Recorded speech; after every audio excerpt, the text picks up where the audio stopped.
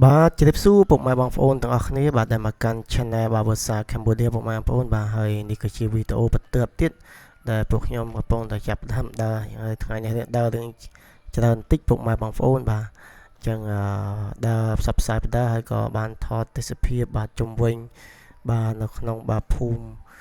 បាទដងរុនឬក៏បាទសាសរាំងតអិនអីចែកជូនពុកម៉ែបងប្អូនទស្សនាផងដែរបាទនេះដើរឃើញស្វាយបាទទិញស្វាយចាស់ប្រហែល3គីឡូដែរពុកម៉ែបងប្អូន1គីឡូតែ2000រៀលទេពុកម៉ែបងប្អូនបាទអញ្ចឹងពុកម៉ែបងប្អូនចង់ដឹងវីដេអូនេះយ៉ាងម៉េចយ៉ាងណាសូមពុកម៉ែបងប្អូនបាទតាមដានទាំងអស់គ្នាបាទ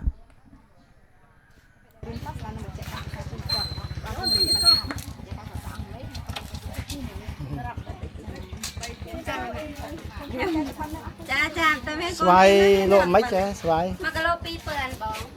ហើយអូគីឡូពីរអនាម័យម៉ានច្រកឲ្យខ្ញុំ3គីឡូ3គីឡូ5បានទេចា3គីឡូ5បានទេដាក់3មកចាបាទអត់ទេតែមានកូនរៀនណានេះកូនប៉ុណ្ណេះបាទចានេះមិនបែកអានោះបែកដាក់មកខ្ញុំអានោះព្រាកព្រៀនហ្នឹងបាទសាច់វាទៅហមបានឡូវពីរនៅក្នុងពេលឡានក៏មកយកអីយកទៅលឿនឡាចាចាំខ្ញុំដាក់អើយបើតកោទីមិនបោករត់គឺទីណាកូនចូលតិចមួយទៀតសុទ្ធ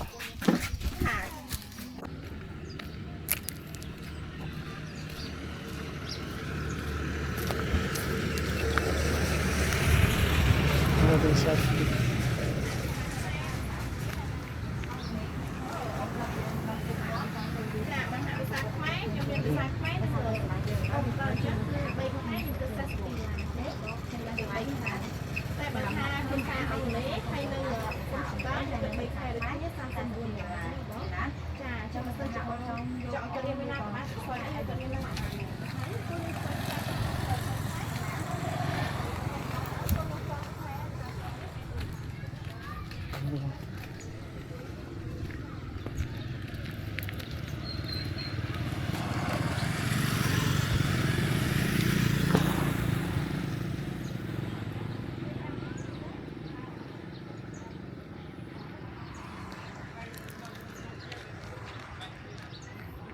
ញ៉ាំនេះវិញ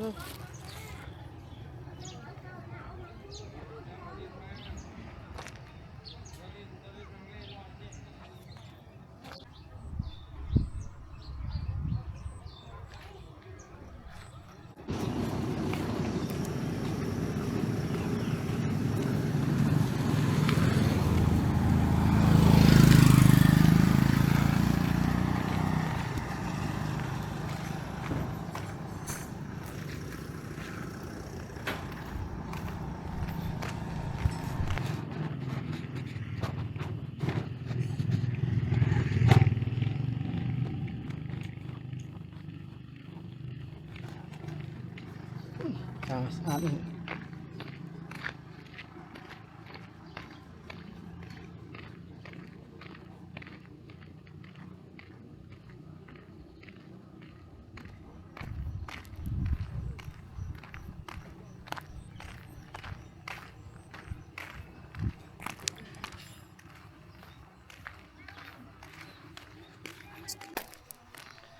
តោះប៉ុណ្ណេះហើយ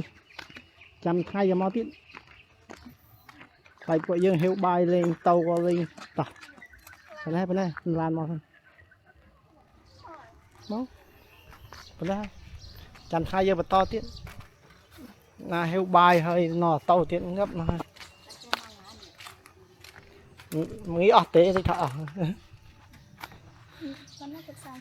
ហត់ទេហត់ឆោហត់អាណែហត់តោះបានហើយចាំពេលថ្ងៃយើងមកទៀតថ្ងៃប្រហែលម៉ោង9កន្លះ2ម៉ោង2តម៉ោង2យើងដើរប្រហែល3ម៉ោងទៀតបើភ្លៀងយើងនេះម៉ោង1ទៅឆាយខត់ម៉េះម៉ោង1ម៉ោង1កន្លះ2តម៉ោង2តថាមេឃនេះវាអត់ណយផលអត់អីទេយើងដើរមកប៉ោដល់នោះហើយតោះ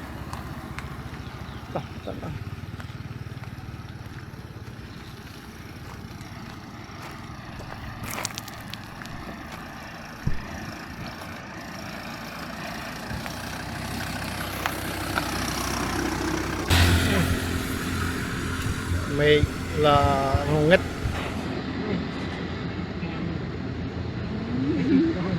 Rồi mừng em một cái.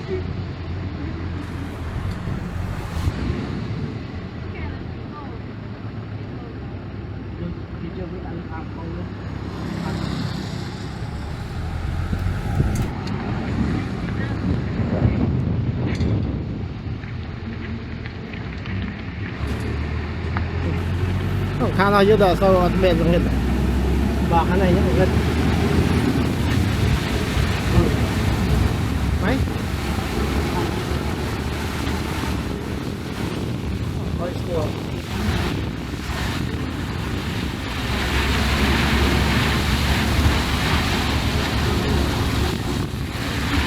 Chụp. Tao có xua là liện tiền.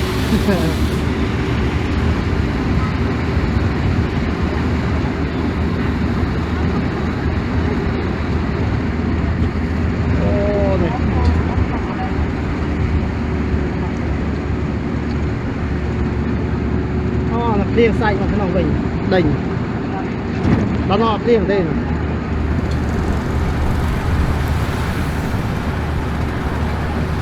Chị câu ná hơi giáp à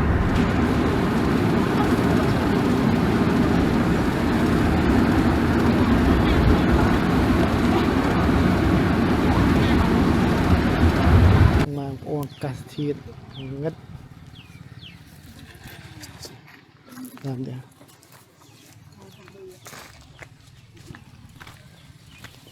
ngắt ó tam này ngắt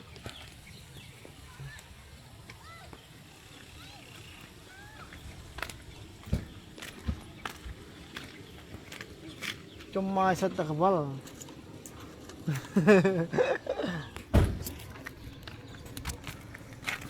nó cái hao chứ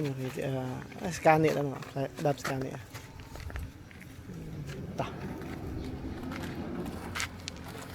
đồ lưng lên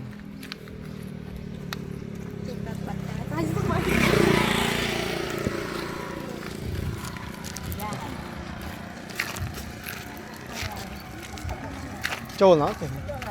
để tắt một cái gì nhà chi tan đó đã món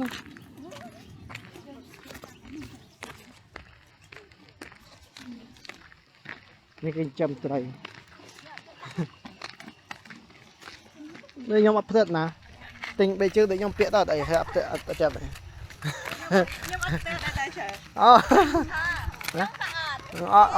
là sao rồi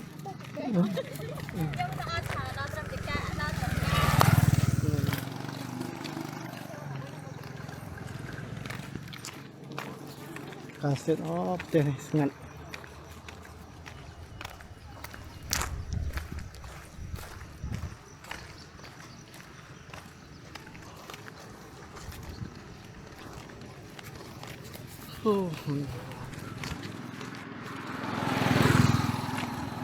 vẫn dây thôi làm nga làm bay của một sân kia là một máy bóng phone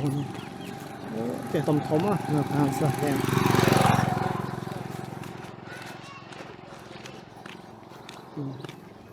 này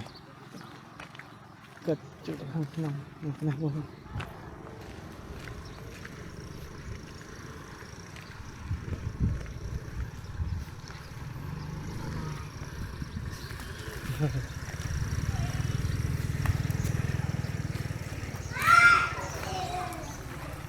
rồi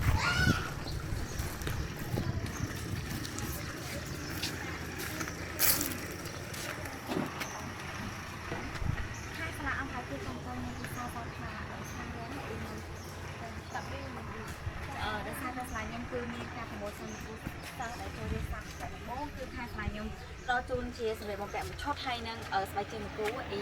เจ้าสำหรับพิซซ่าอังเล่คือมาเธอมาวิ่งแล้ว3 จำบวนล้านอยากไปไทยในเมียนติ่งคอมพิวเตอร์ให้ในพิซซ่าอังเล่ใช้พิซซ่าขมายคือไซส์ปีเดล่าคือเมียนคืออีเมียนคอมพิวเตอร์ให้ในพิซซ่าขมายเจ้าอีเมียนกอนตัวด้วยกับเมียนใจตัวไอ้เอาอยู่ในร้านพิซซ่าแล้ว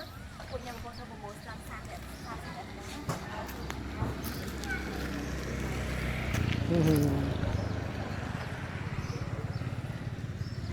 คอมมือมาเขาคอมมือ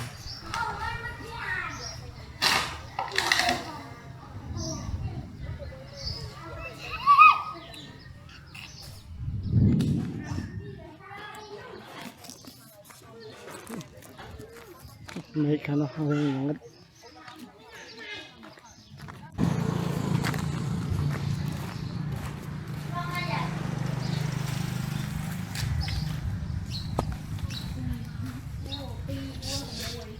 rất là công phu là đấy.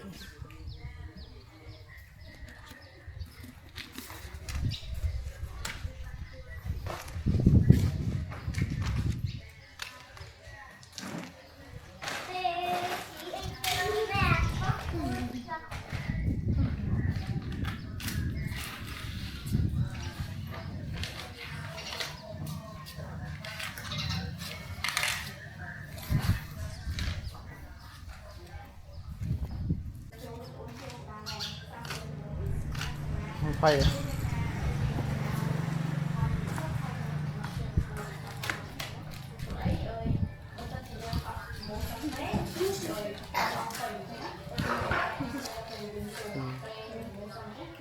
sai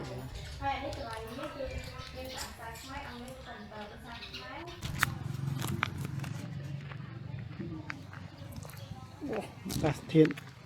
mẹ chẳng lúc lý mà không mang ôn tay dân ta tập to nằm na đập bậy bậy là ai đó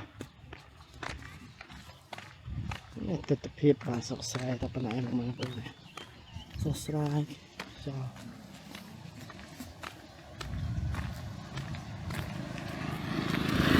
làm tâm ơn làm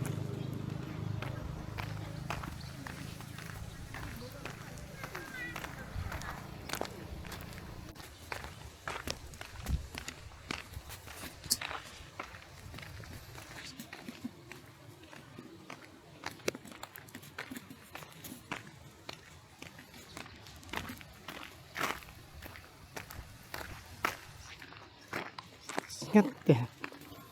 tầm này ngắt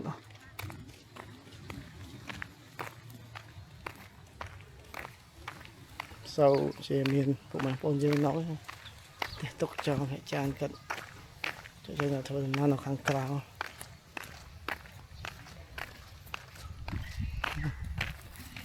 nên phải trong ta chắc chắc nó mới chào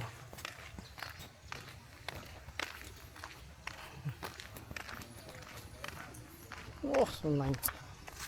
và tìm bằng tay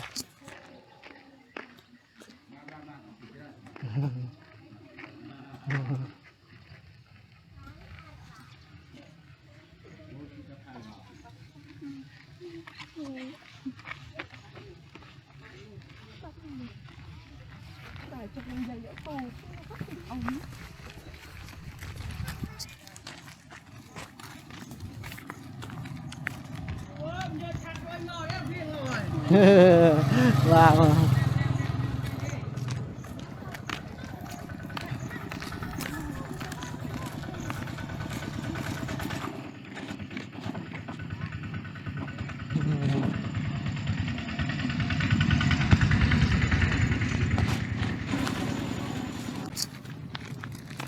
ô này chặt đầm rồi tiếp đây này vậy đây khi đó chớp lâu này anh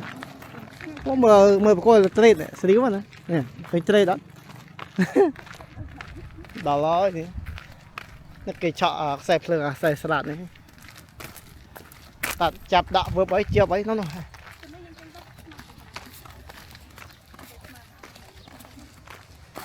nè xoài nó kèo xoài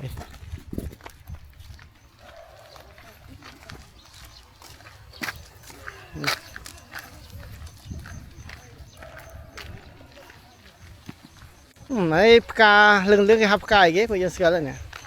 cay ghế ai ghế cà đi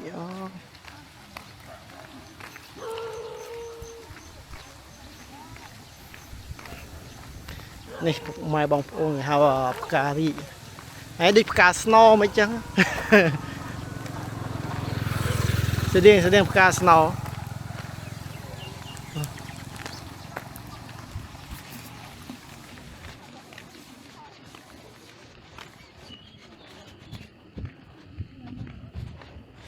này thôi đầm đất làm trên video đây sẽ chụp bụng mày bằng ôn tôi xin này đây là cua khai đào tam nó à anh ấy ọt cua này ngọt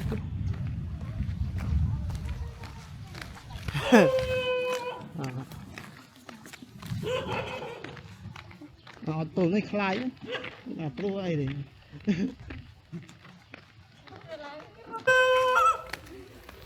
hay cái đó mày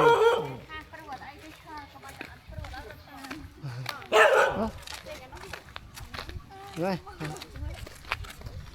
dây chụp không các bạn ngắn làm cái muối sbu ta chả nào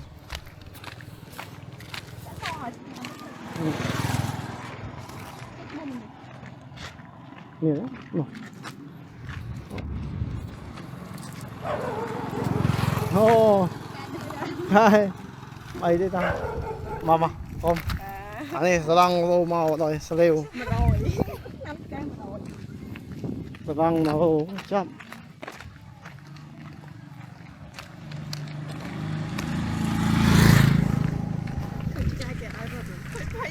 cũng rất ta rất vẽ đành rồi ta hiện ta rất vẽ đành chả hai cái ấy khác này chả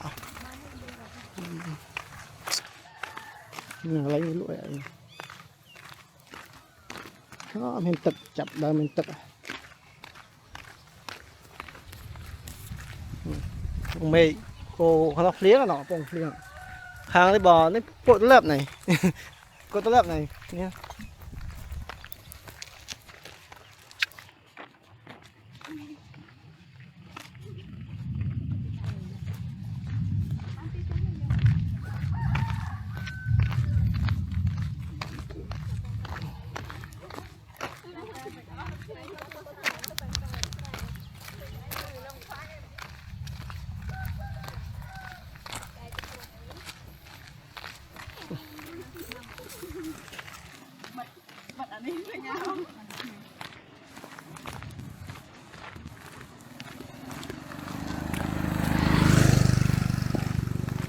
thằng này miệng lắm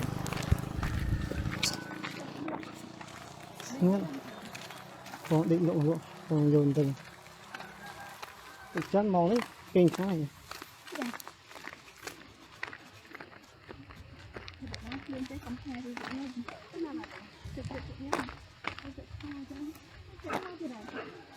mày thế còn mất đá đó mày đó mày đây đó được vậy là hiên à tôi nhom nó biển à có đủ thêm đây này con bọn ta tốt đã hết đây à nhưng bay ấy buồn à việc đã bay để cái ta hiên này bay xã đâu tôi biết với một bình mà mệt này ôi xoài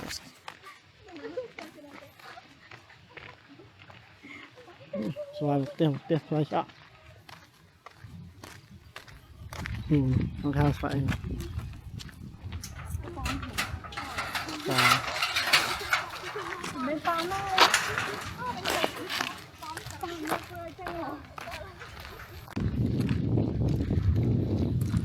ô mơ non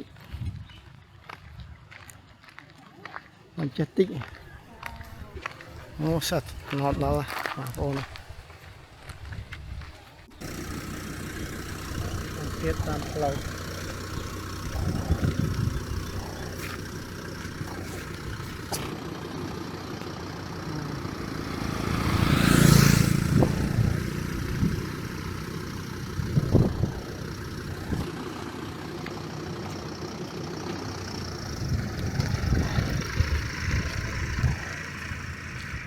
riêng các bạn đợi dưới chặt đám thường là từ một đến đấy nhà cô nha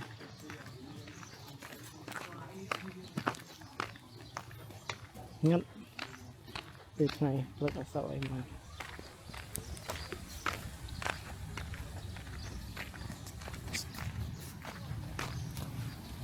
không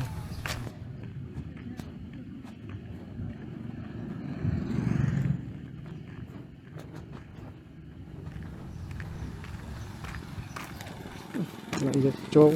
ទេតបទៅទៀតបងប្អូនអូហេតុចា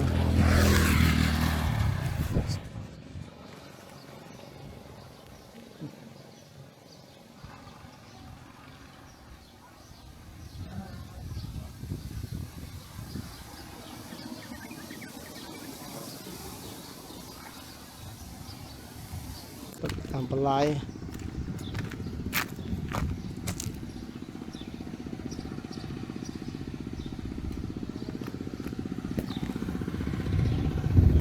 មេឃដល់ថ្ងៃបងគោមេឃ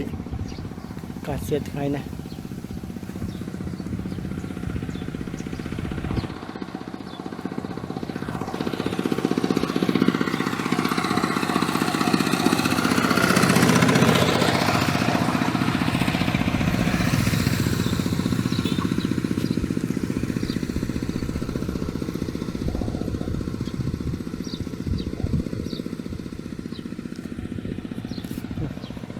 ខាងគោធ្លាប់រឿងខ្លាំងនេះ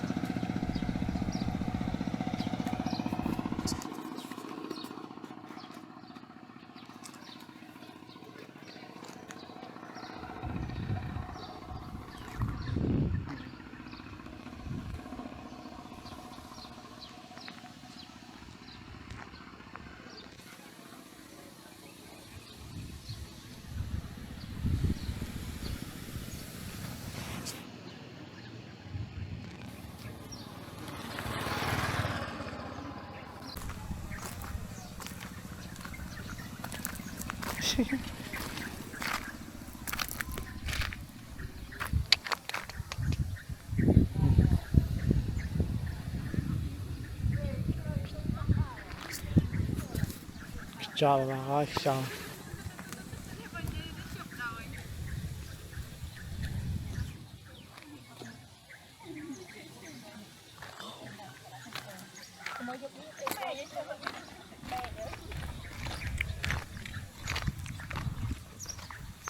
ឆ្កែឃើញដើរត្រង់វាជាងខ្លាយមើលហ្នឹងមិនហ៊ានទេហ៎ធំដូចគ្នា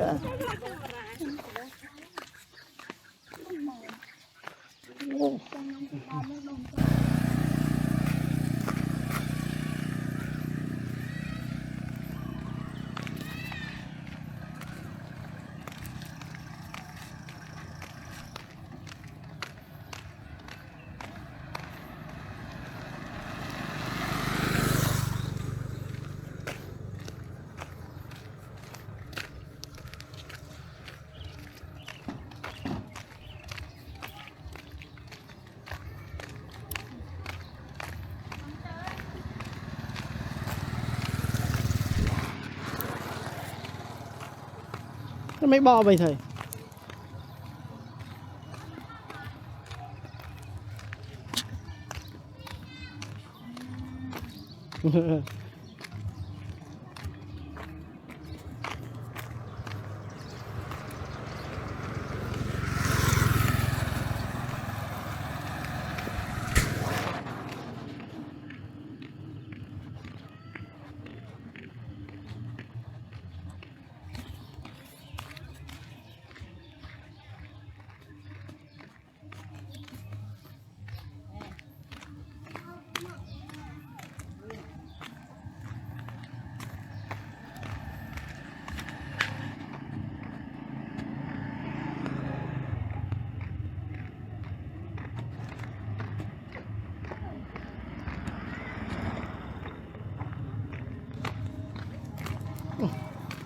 รู้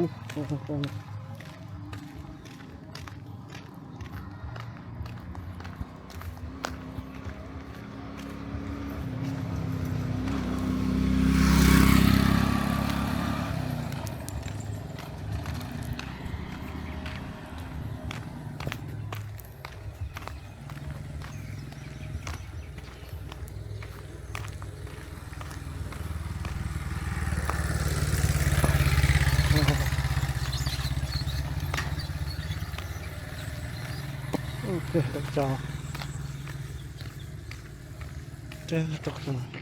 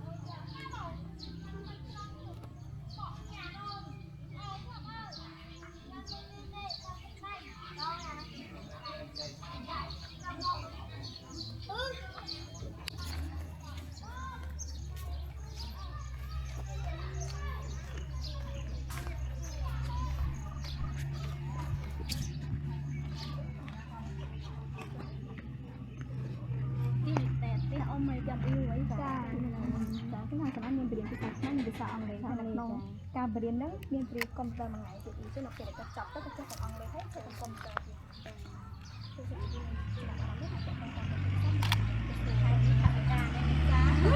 ตาไทยการเกิด bà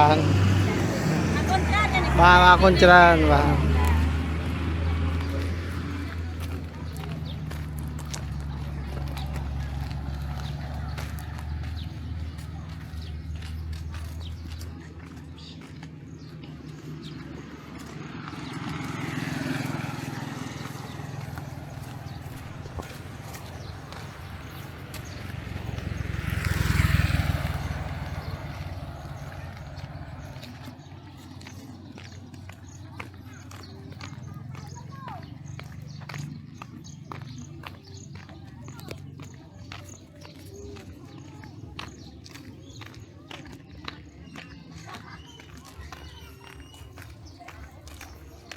Oh.